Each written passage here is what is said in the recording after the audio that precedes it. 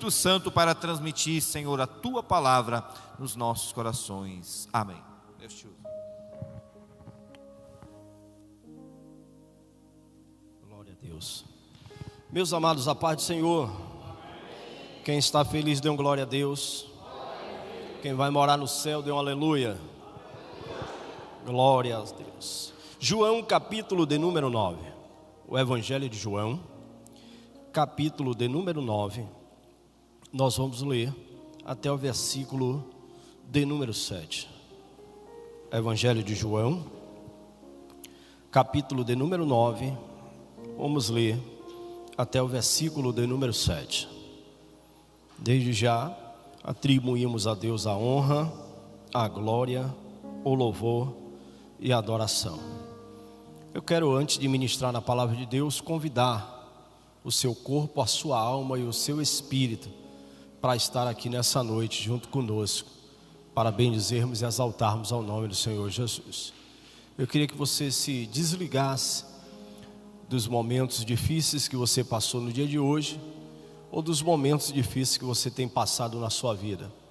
Eu preciso que esse ambiente esteja tomado pela unção de Deus em um só corpo, uma só alma e um só espírito, para que tudo que está sendo feito aqui nesta noite seja feito para cultuar ao Senhor que fez os céus e a terra. João, capítulo de número 9, obrigado, versículo de número 1 a seguir, que nos diz assim: quando Jesus ia passando, viu um homem cego este de nascença, e os discípulos de Jesus perguntaram: Rabi, quem pecou, este ou seus pais, para que nascesse cego? Jesus respondeu: nem ele pecou, e nem seus pais, mas isto está acontecendo para que se manifeste nele as obras de Deus. Versículo de número 4. Devemos fazer as obras daquele que nos enviou enquanto é dia, pois a noite vem, aonde ninguém pode trabalhar. Enquanto eu estou no mundo, eu sou a luz do mundo. Tendo isto dito, cuspiu na terra, fez lodo com uma saliva e aplicou aos olhos do cego, e disse: vai, lava-te no tanque de Siloé, que significa o enviado. E o cego foi, lavou-se e voltou enxergando. E você senta dando glória a Deus. Existem algumas traduções que dizem que ele voltou enxergando ou vendo. Pregar sobre Jesus parece muitas das vezes fácil, mas tem coisas que Jesus, como homem natural e como Deus, fez nesta terra, que deixa os parafusos do nosso entendimento um pouco desmontados. Compreender aquilo que Ele tem feito em nossas vidas, muitas das vezes na ótica humana, parece que não é um milagre, mas quando se realiza, se torna um milagre. Às vezes tem situações da nossa vida que parecem impossível, mas quando a mão de Deus entra em ação, se torna possível. Tem momentos da nossa vida que parece que tudo está travado e Deus entra para abrir as portas, nos dando uma oportunidade de a gente passar e do outro lado nós cantarmos o hino na nossa vitória. Se compreendermos na ótica humana, nós nunca teremos a resposta necessária. Mas se compreendermos na ótica espiritual e olharmos tudo pelos olhos da fé, tudo que está escrito, tanto eu e você sabe que não volta vazio, mas antes faz tudo o que lhe apraz.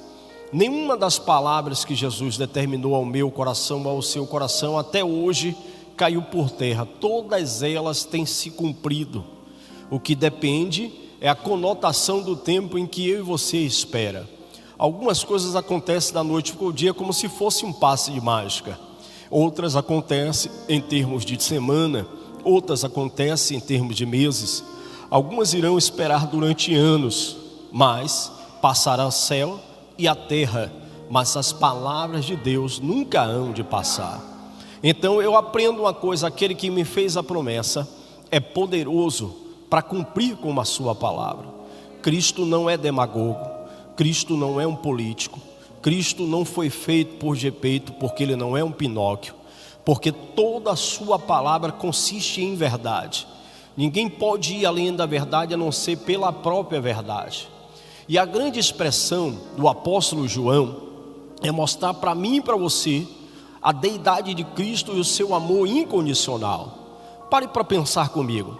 Se eu leio Mateus, Marcos e Lucas, parece que o que eu li em Mateus vai estar em Marcos, e parece que o que eu li em Marcos vai estar em Lucas. Esses evangelhos são conhecidos como evangelhos sinóticos. Parece que muitas das vezes que lemos estamos praticamente retornando ao mesmo texto. Só que paramos para entender que cada um tem a sua linhagem, cada um tem o seu pensamento e cada um tem o seu detalhe particular e peculiar para falar de Cristo. Mas, quando saímos dos evangelhos sinóticos e nos deparamos com o apóstolo do amor, ele vai apresentar para mim e para você um Cristo que muitas das vezes, para muita gente, era 100% homem, mas para muita gente também 100% Deus. Ele aparece dizendo que Cristo estava com Deus, que ele era conhecido como o verbo se fez carne e coabitou no nosso meio. Então, no Evangelho de João, no capítulo de número 1, ele começa a falar sobre o Cristo que nós não conhecemos, o Cristo de um amor insondável, um Cristo de um amor incomparável. E como o apóstolo do amor, ele tenta descrever esse amor que é incondicional. Tanto eu como você sabemos que o texto áureo da Bíblia Sagrada é João 3,16. Porque Deus amou o mundo de tal maneira que deu seu único Filho, para que todo aquele que não pereça tenha a vida eterna. Então o texto áureo já diz para mim e para você a grande abrangência de Cristo, que o amor dele não é semelhante ao amor materno e também não é semelhante ao amor paterno. Esse amor incondicional, ele tenta pré-escutar o nosso desejo, o nosso coração, as nossas qualidades, as nossas debilidades, e tenta se apresentar de uma forma sobrenatural, para que eu e você compreenda que eu fui chamado e você foi chamado para um propósito maior. Quando nos deparamos no capítulo de número 1, você vai entender uma expressão do próprio João dizendo: olha, ele veio para os seus, mas os seus não lhe receberam. Mas todos aqueles que receberam, o Senhor deu poder a eles de se tornar filho de Deus, a saber, aqueles que creem no seu nome. Então Jesus na realidade veio para a sua linhagem, a linhagem dos judeus. Só que eles estavam esperando um Cristo revolucionário, montado em um manga larga machador, com a espada imensa, um escudo na mão. E Jesus contradiz todo mundo entrando na cidade santa, montado em um jumentinho. Então, aqueles que deveriam receber Jesus como Senhor, como Salvador, como Pai, como amado, como querido, eles rejeitam. Então Jesus diz ali naquele momento: olha, se vocês estão me rejeitando, eu vou abrir a porta da dispensação da graça, porque na realidade eles não fazem parte da minha linhagem, mas agora eu vou dar o selo de adoção a cada um deles, eles se tornarão meu filho. Então eu quero te dizer uma coisa muito importante: você não foi fabricado da noite para o dia, você não foi pego e lançado pela janela. Cristo abriu a porta da graça e disse para mim e para você: entra, porque do outro lado você vai encontrar pastagens e vai aprender a cantar o hino da sua vitória. Quando Cristo disse isso para mim, disse isso para você, João estava dando a expressão de um Cristo que era totalmente diferente, dizendo para mim e para você que esse selo por possessão adquirida de Deus para com a minha vida e com a sua vida, nos tornamos diante dele um tesouro particular. É por isso que a expressão da Bíblia vai dizer que até um fio do nosso cabelo está sendo contado pelo Senhor. Eu fui comprado não pelo ouro, nem pela prata, mas pelo precioso sangue de Jesus Cristo. Eu acredito que cada um saiu da sua casa com o intuito de prestar a Ele nesta noite o culto de louvor e adoração, independente da luta, independente da prova, independente das debilidades que nós como seres humanos temos que passar no dia a dia. Existe um adágio popular que eu acho engraçado, entre aspas eu concordo e entre aspas eu não concordo, que alguém sempre diz que a gente tem que matar um leão a cada dia. Na lógica, vamos matar um leão, vamos matar um urso, vamos derrubar um gigante, vamos atravessar uma muralha, porque cada dia vem o seu mal. Mas todavia, quando João dá a expressão do Cristo, que é totalmente diferente do Cristo que está pregado, do Cristo que é feito de madeira, do Cristo que simplesmente parece que é da Johnson & Johnson, irmão Carlos, que tem hora que os seus olhos são verdes, tem hora que os seus olhos são azuis, parece que a pele de Jesus passou um negócio de um laque especial. E aí entra em contradição com aquilo que Isaías diz, que ele era experimentado, homem de dores, que mesmo assim levou sobre si as minhas dores, para que eu e você pudesse ser sarado. Então João começa a apresentar um Cristo, no capítulo de número 2, para gerar ao meu e ao seu coração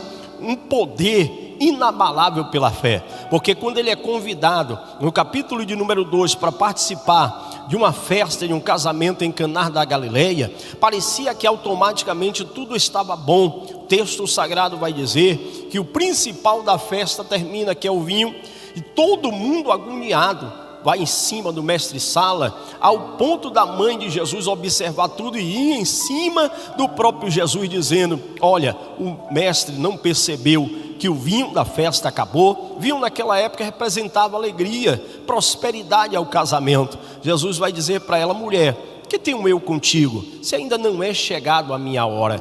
Mas mesmo assim, depois desta palavra, ela vai chamar o mestre-sala e vai dizer: vocês devem fazer tudo que o mestre está ordenando. Tanto eu e você conhecemos que Jesus pega uma água, em questões de frações de segundo, passa pela física, passa pela química, passa pela biologia, passa pela ciência humana e transforma 280 litros de água em 280 litros de vinho, para dizer ao dono do casamento, para dizer à esposa que não haveria tristeza no restar da sua vida, mas que quando a alegria de Cristo implantada naquele lugar estivesse brotando, todos saberiam que ele esteve ali com um propósito e com um objetivo, de transformar a tristeza em alegria. Vou repetir para você dar um glória: em transformar a tristeza em alegria. Eu não sei como você chegou aqui nesta noite, não sei como está a sua casa, seu casamento, sua família, sua história,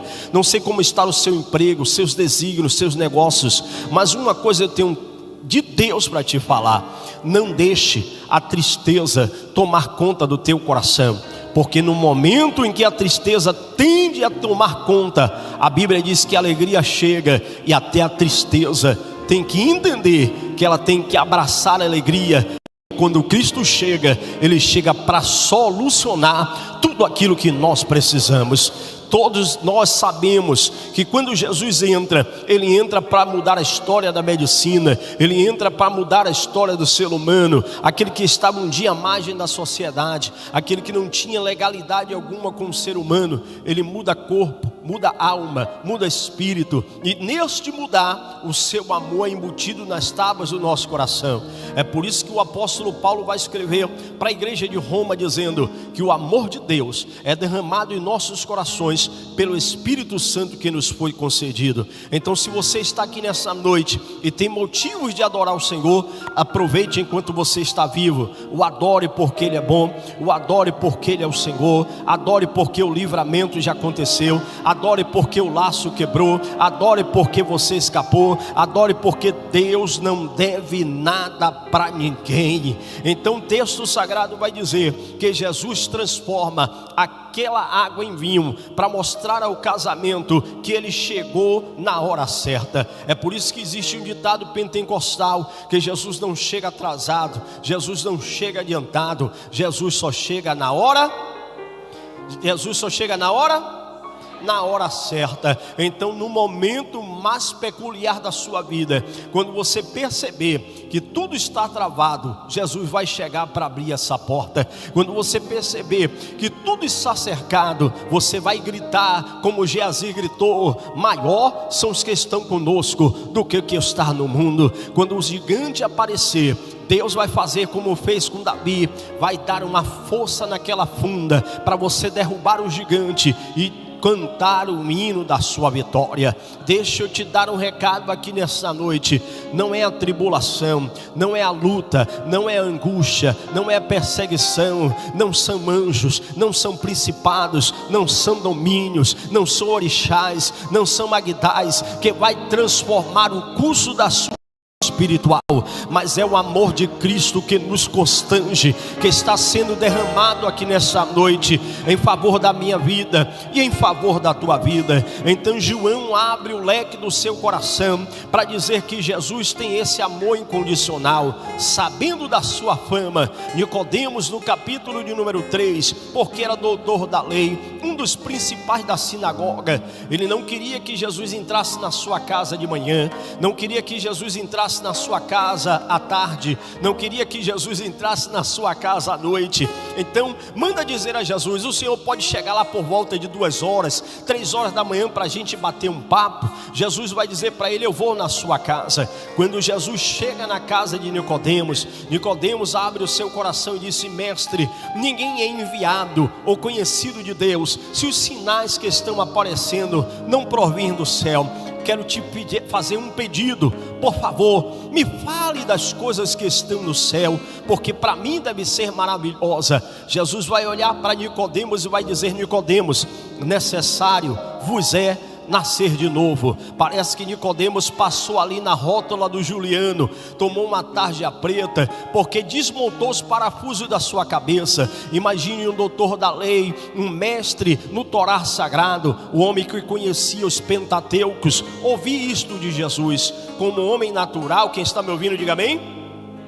Como homem natural, ele vai dizer: porventura eu vou voltar ao ventre da minha mãe, vou de novo receber o milagre do nascimento? Aí Jesus vai olhar para ele e diz: muito me admiro, você como mestre de Israel deveria saber que o que eu estou lhe falando não é acerca do nascimento natural, porque necessário vos é o homem nascer de novo, nascer da água e nascer do Espírito. Deixa eu te dizer uma coisa, Nicodemos: o vento sopra onde quer, tu não sabes de onde ele vem, nem para onde ele vai, mas todo aquele que é nascido do Espírito é guiado pelo Espírito de Deus. Se eu estou lhe falando das coisas da terra, você não está acreditando? Quando eu começar a falar as coisas do céu, você vai botar uma camisa de força. Aqui eu abro um parênteses para dizer uma coisa: nem todo mundo tem dimensão espiritual. Alguns chegam à profundidade, outros ficam no raso, outros no meio do caminho para entender a dimensão do seu mergulho.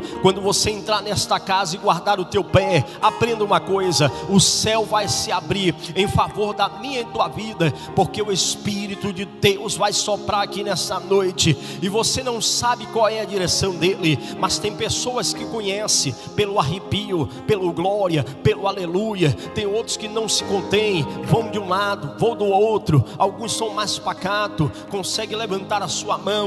Os mais alvoroçados dão kung fu espiritual, entram no mistério, no repepré, no tchá-tchá-tchá. O importante é que você apresente o seu culto a Deus aqui nesta noite. Nicodemos estava dizendo: olha, eu quero dar o melhor para você, mas Jesus desmontou o doutor da lei dizendo: ei, deixa eu te dizer uma coisa, se eu fosse selecionar cada ser humano pelo título, aí a igreja estaria cheia de juízes, magistrados, doutores, mas eu não seleciono e não olho com uma ótica humana, porque quando Deus vê, Deus olha para dentro do coração. Então quando Deus olha de lá de cima, Ele não vê o grande, não vê o pequeno, não vê o maioral, não vê o superior. Ele olha na ótica humana e na ótica espiritual. E como Deus, Ele vai dizer para mim e para você: os que estão aqui vão receber a mesma dimensão que Nicodemos recebeu. Se você ouvir a minha voz, Nicodemos, e entender que aquele que nasce da água nasce da purificação, aquele que nasce do Espírito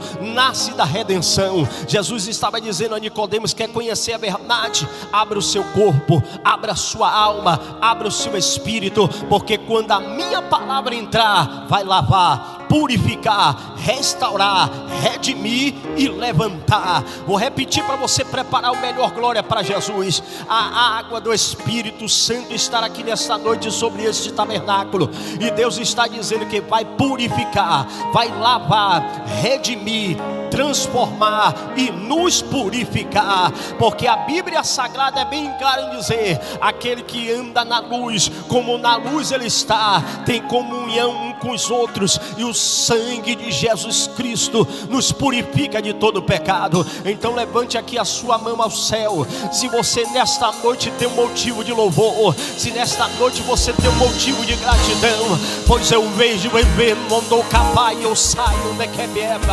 eu vejo o Espírito Santo já entrando neste lugar, tirando toda a tristeza, toda a empatia, todo o peso, todo o saco de silício está caindo por terra, pois a dimensão de Deus está aqui nesta noite, e o amor de Cristo que nos constrange está entrando no meu corpo, na tua alma e no nosso espírito. Se você tem motivo, adore. Se motivo, glorifique. Se você tem motivo, exalte. Tem gente que não consegue levantar a mão, fica de braço cruzado. Tem gente que não consegue bater o pé, mas aprenda uma coisa: se você levanta a mão, se você bate o pé, se você dá glória, se você dá aleluia, você está prestando a Deus o teu culto de louvor e adoração. Não seja igual a Nicodemos, doutor da lei, mas seja como a mulher samaritana que disse: ei, eu poderia estar no monte Adarate adorando, ou você samaritano no monte Hermon adorando, mas eu estou ouvindo de ti. Qual é a proporção da minha adoração? Aí o Pai vai dizer: o Deus que eu conheço, que é criador do céu e da terra, está atrás de verdadeiros adoradores, que adore a Ele em espírito e em verdade. Cadê os verdadeiros adoradores aqui nesta noite? Dá um brado de glória para Jesus de Nazaré. Jesus desmonta Nicodemos. Aí João disse assim: olha, vai lá para o capítulo de número 4, que Jesus precisa quebrar uma coisa que há muito tempo impedia que esse povo andasse em unidade. Jesus, meio-dia, vai visitar a mulher que está ali tirando água.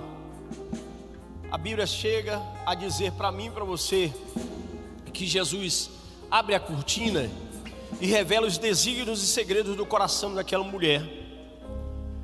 E aí Jesus pergunta para ela, mais ou menos na linguagem atual: se você entendesse e compreendesse quem é que está te pedindo água, você esqueceria desse poço, esqueceria do dono do poço, esqueceria que registrou ali o cartório, o poço.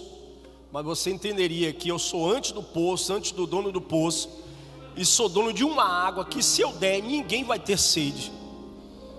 Aí aquela mulher diz assim: você é diferente, e quem é diferente aqui na nossa terra é profeta. Aí Jesus disse: então você compreendeu, deixa eu te dizer uma coisa, eu vou lhe dar essa água, agora não vou lhe dar só não, vai buscar o teu marido. E ela pega, se entristece. Eu e você conhecemos que Jesus abre a cortina e diz para ela: olha, não adianta esconder não, que eu abro lá atrás, puxo o tapete e revelo o que está escondido.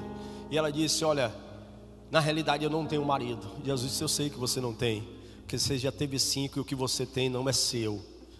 E aquilo ali deixou a mulher desmontada, porque ela veio com autonomia em dizer que quem mandava naquele lugar era o samaritano.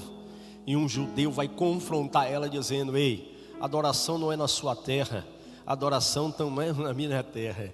Porque o pai que está procurando adorador, adora no quarto, no banheiro, na sala, na cozinha, no carro, na rua, no monte, no vale. O pai está em busca de adoradores e ele quer fazer de você um adorador.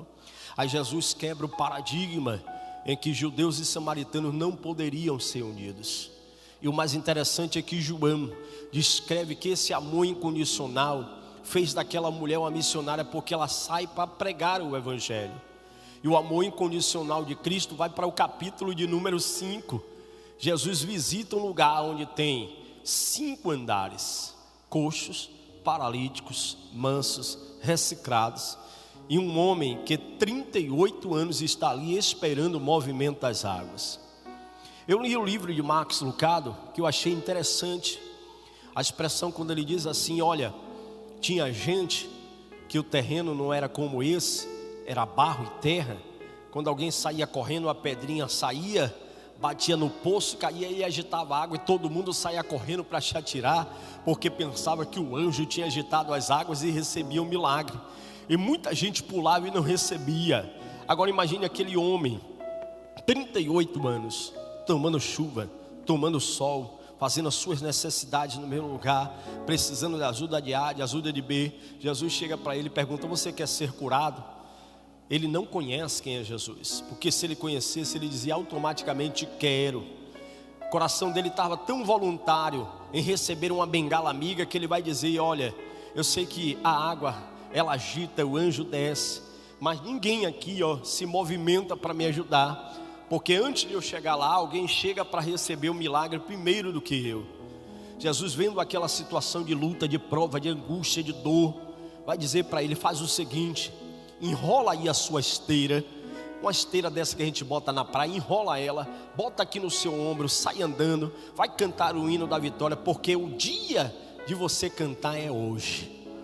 E o mais interessante de tudo isso é que tem pessoas que esperam o movimento no culto para dar glória. Tem pessoas que esperam o anjo da primeira asa, da segunda asa, da terceira, 7 asas, 50 asas, para descer, para dar glória. A gente tem que dar glória porque Cristo estará aqui, irmãos. Não é porque o pregador é bom, porque o cantor é bom, porque o levita é bom. Você tem que dar glória porque Cristo estará aqui. É Ele que está falando através da sua palavra, dizendo: ei, não precisa de movimento, não precisa de pula-pula, de oba-oba, salta-salta. Você dá glória a Deus porque você tem motivo de dar. Aí você diz: mas o culto só é legal se tiver um movimento. Quem lhe disse que todo culto tem que ter movimento? Quem lhe disse que todo culto tem que ter profecia? Quem lhe disse que todo culto tem que ter revelação? Todo culto tem que ter adoração. E adoração significa da expressão prosquineus, que significa beijar intimamente a face de Cristo. Quando você passa naquela porta, você dá um beijo na face dele, dizendo: eu vim te adorar, porque eu tenho motivo de estar vivo, eu tenho motivo de estar de pé. Eu vim bem dizer, glorificar, exaltar, porque tu és a minha rocha, a minha fortaleza, o meu baluarte. Tu és o socorro bem presente na hora da angústia. É isso que a mulher samaritana deveria entender. Se você vai ao poço buscar a bênção, você tem que adorar o dono da bênção, porque não precisa de anjo, as águas já se agitaram. E eu aprendo uma coisa: o mover vem de dentro para fora. Mover não é de sapato bonito, não é de gravata bonita, não é de paletó, não é de cocó, não é de saião, não é de nada disso. O mover vem de dentro para fora. Se você sente, você joga. Se você sente, você lança. Se você sente, você libera. Tem pessoas que passam pela gente, a gente sente a presença. Tem momentos do culto que o louvor desce, a gente sente a presença. Então Jesus está querendo dizer à mulher samaritana assim: você tem motivo de adorar? Então adore no poço, adore em Ararate, adore no monte, adore lá, adore cá. Mas aprenda uma coisa: enquanto eu estiver no centro, continue adorando, porque o Senhor é digno de toda a adoração. Aí João pega e diz: olha, eu vou escrever mais. Aí vai para o capítulo de número 6, que eu e você conhecemos, a multiplicação dos pães. Capítulo de número 7, Jesus vai para um centro da sua família. Depois de fazer tantos milagres, a família não acredita. A incredulidade é tão grande, mas mesmo assim ele continua pregando. Aí as autoridades daquele lugar disseram: eu preciso calar a boca desse homem.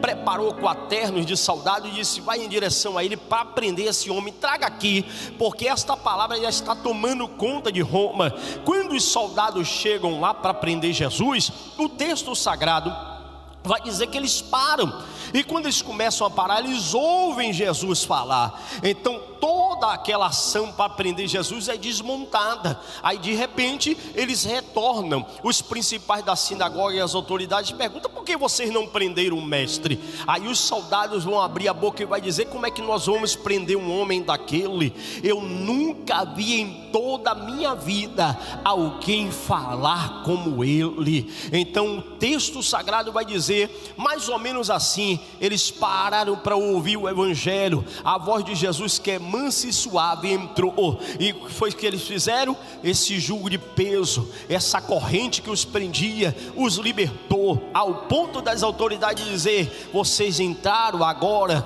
nessa tradução, ou nessa questão de ouvir o Nazareno, é porque eles entendiam, irmãos, só de espada, entendiam só de escudo. Aí Jesus vem, desmonta a espada, desmonta o escudo, entra com a palavra, que é semelhante à espada afiada de 2 gumes, ao ponto de dividir alma e espírito, juntas e medula, e consegue entender os pensamentos daquele homem. Aí João diz: ei, eles não entenderam, mas os soldados acreditaram e se converteram ao evangelho. Aí no capítulo de número 8, a fama de Jesus corre, e tem gente que não gosta do evangelho, faz de tudo para maculá-lo. Aí fizeram o que? Pegaram uma mulher no ato de adultério. Aí disseram assim: vamos levar para Jesus, que a gente vai pegar ele agora em uma falha. Jesus, segundo a Bíblia Sagrada e alguns historiadores, diz que ele está escrevendo na terra.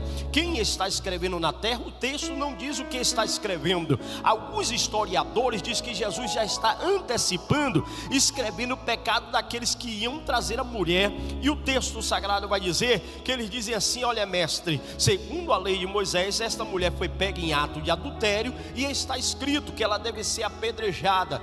Qual é o seu posicionamento? A palavra de Jesus entra como uma faca de lampião, porque Jesus: aquele que não tem pecado, atire a primeira pedra. Os mais velhos, que traziam os paralelos que não tinham mais tamanho, jogou de um lado, e começou a sair os mais velhos, os novos. E depois que saiu todo mundo, ficou Jesus e aquela mulher. Agora imagine, constrangida, pega em ato de adultério, levada à praça pública. Aquela mulher aplastar, e semelhante a uma ema, abrir a terra e colocar a sua cabeça, porque ela se sentiu envergonhada diante do mestre. Mas o amor incondicional, que não é de pai, o amor incondicional que não é de mãe, olha para ela e pergunta: mulher, aonde estão os teus acusadores? Aí Jesus estava dizendo para ela: eu lhe conheço por dentro, eu lhe conheço por fora. Se eles não te condenaram, também eu não vou lhe condenar. Mas vou lhe dizer uma coisa: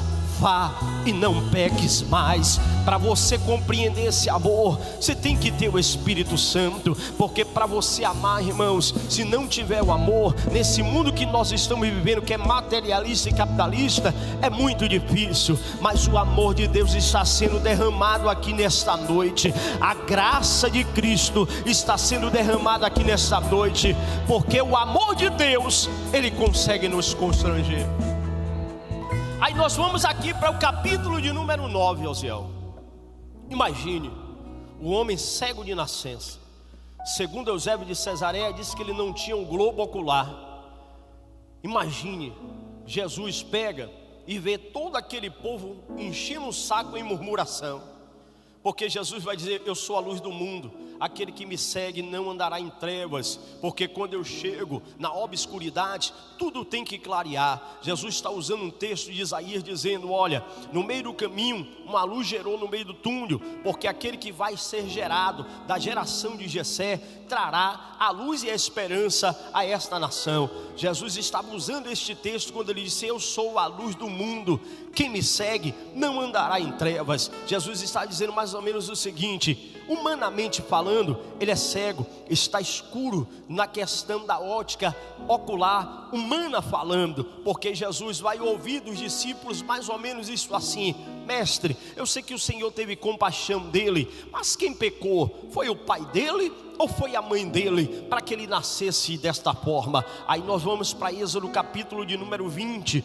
versículo de número 5, que o Senhor diz assim: eu visito a maldição dos filhos nos pais e dos pais nos filhos, da primeira, segunda, terceira e quarta geração. Os discípulos estão aplicando a lei dizendo: eu sei que alguém da família pecou, para que esta maldição o alcançasse. Aí Jesus vai dizer: não é nada disso, meu filho, nem pai e nem mãe pecou, ele nasceu assim para que o nome do Senhor possa ser glorificado. Agora imagine, Jesus cospe na terra, pega um bolo de argila, aplica nos globos oculares e diz a ele: vai em Siloé, lava-te lá. Siloé significa enviado. Aquele homem foi, lavou-se, quando ele voltou enxergando. Aqui Jesus estava dizendo mais ou menos dessa forma: quando você levantou a sua mão e eu te aceitei como meu único filho, eu quebrei toda a maldição que estava sobre sua vida. Então se sua mãe, seu avô, sua avó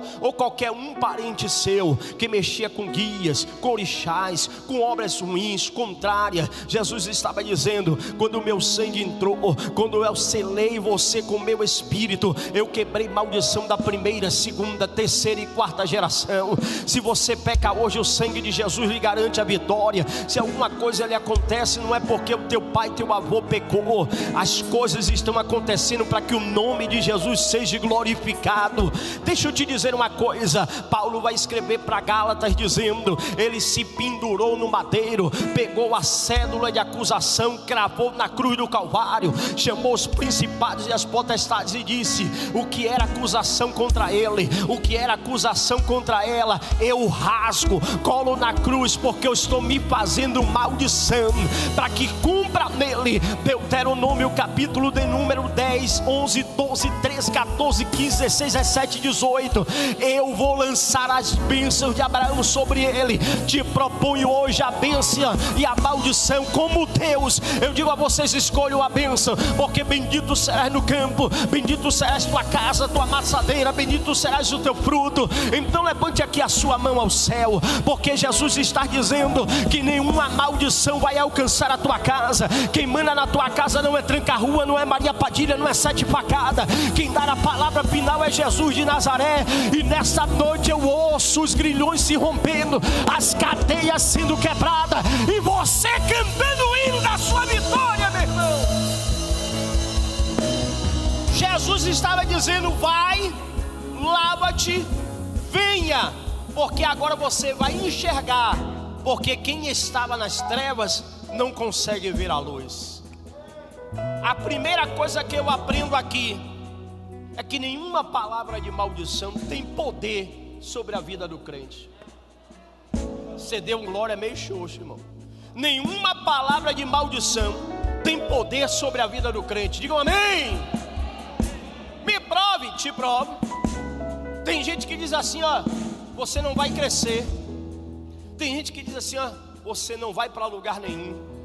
Tem gente que olha para mim e para você assim: ó, não vai dar certo. E eu aprendi uma coisa biblicamente: eu sou o que a Bíblia diz que eu. Está escrito. Eu sou filho da herança, filho da promessa. Se você é filho da herança, filho da promessa, quando alguém disser assim: ó, você não vai crescer, a gente vai fazer igual a quem? Isaac. Olha, a terra não é boa, não produz. Aí Deus disse: olha, não desce o Egito, fica aqui, plante, porque eu, Deus, vou fazer gerar 100 vezes mais. Quando alguém disser não vai crescer, é aí que a gente, ó. Quando alguém disser não vai, é aí que a gente vai. Quando alguém olhar para mim e dizer assim: ó, não vai dar certo, é aí que dá tudo certo. Porque tudo que está escrito na palavra de Deus foi gerado por Deus, para que eu e você coma o bem desta terra. E Deus não dá migalha e nem biscoito quebrado para ninguém. Eu aprendo uma coisa, Leomar, quando eu entro na minha casa com a minha esposa, com os meus filhos, eu sempre brinco, puxo uma cadeira. Meu menino diz assim: pai, tu tá ficando lelé. Eu disse: não, eu tô puxando a cadeira, porque essa é de Jesus, a mesa tá pronta, tá posta. Eu vou sentar, vou comer o bem desta terra, porque está escrito toda sorte de bênção espiritual e material na pessoa de Cristo Jesus já foi liberado sobre nós. Então levante a mão ao céu, que eu quero liberar uma palavra profética sobre sua vida. As bênçãos de Deus irão lhe alcançar. E se você não estiver em casa, quando você chegar hoje, abrir a sua porta, ela vai estar lá sentadinha no sofá dizendo: porque você chegou atrasado, eu estou lhe esperando para te abraçar. Não é eu que tenho que correr atrás da bênção, mas é a bênção que tem que correr atrás de mim, meu irmão. Finalizo lhe dizendo uma coisa muito importante: se não tem maldição e eu estou debaixo da bênção, se eu não estou mais na luz, na escuridão, e a luz apareceu, a única coisa que Jesus precisa de mim e de você é que você ouça Ele aqui nessa noite dizendo: vai até o tanque de Siloé, lava-te, porque quando você voltar de lá, não vai voltar com visão de pinto, só procurando as migalhas, mas vai voltar com visão de águia, olhando todo o horizonte, tendo panorama de lugar privilegiado, porque o que Deus tem para te dar é coisa muito grande. Vou repetir para você entender o peso desta palavra. Quando você for ao tanque de Siloé, que é o tanque do enviado, quando Jesus trouxer você de volta, quando a água purificadora limpar a sua visão espiritual, você não vai ver luta, não vai ver prova, não vai ver dificuldade, você vai estar por cima, porque está escrito: e eis que te faço cabeça e não cauda, te fiz para estar na frente, não atrás, porque o que o Pai tem preparado para mim e para você é coisa grande. Você crê nessa promessa? Se coloque de pé, que eu quero orar por você, mas eu queria que você levantasse bem alto as tuas duas mãos ao céu, olhasse para o céu e dissesse: Pai, eu estou esperando a bênção que o Senhor me prometeu, e eu tenho certeza que esta noite Deus escolheu você, lhe selecionou no meio desta multidão para te dizer: ei meu filho, eu vou abrir as janelas do céu, eu vou escancarar as portas do céu, eu vou enviar anjos sobre esta terra para abençoar a sua vida, a sua casa, a sua finança, seu negócio. Se você crê, dá um brado de glória para Jesus aqui nessa noite, meu irmão. Vamos orar? Bendito Deus, nós te louvamos, nós somos gratos porque até aqui o Senhor tem nos ajudado. Graças te damos porque o Senhor é Deus e a sua misericórdia dura para todo sempre. Te pedimos em nome de Jesus que o Senhor faça algo extraordinário no nosso meio. Diante da tua presença, a tua igreja está aqui para receber de ti o teu milagre. Então por favor, abre as janelas do céu, derrama sobre o teu povo uma cachoeira purificadora do teu Espírito. Enquanto estamos aqui adorando, bendizendo, glorificando o teu nome, aproveita, batiza com o Espírito Santo este homem, batiza com o Espírito Santo esta mulher. Toma os quatro cantos desta igreja e eu te peço que o Senhor quebre, anule, desfaça, repreenda toda obra de macumba, feitiçaria, idolatria, magia negra, magia branca, obra de encantamento, palavra de maldição que foi plantado, arquitetado, deixado, arriado, está caindo por terra aqui nesta noite, pois a dimensão do teu Espírito está descendo sobre este santuário. Então aproveita, distribui línguas estranhas, variedade de línguas estranhas, distribui dom da profecia, dom revelação, libera sobre o teu povo a bênção do ouro, a bênção da prata, a bênção de portas abertas. Que esse fim de semana seja um fim de semana de sucesso, seja um fim de semana de vitória. Faz assim como o Senhor fez com aquele homem no capítulo de número 9, para que manifeste a glória de Deus. Abre a nossa visão espiritual agora, nos dê sabedoria para que o teu nome seja honrado e glorificado. Se você crê nesta palavra, levante bem alto a sua mão ao céu, dá o melhor brado de glória para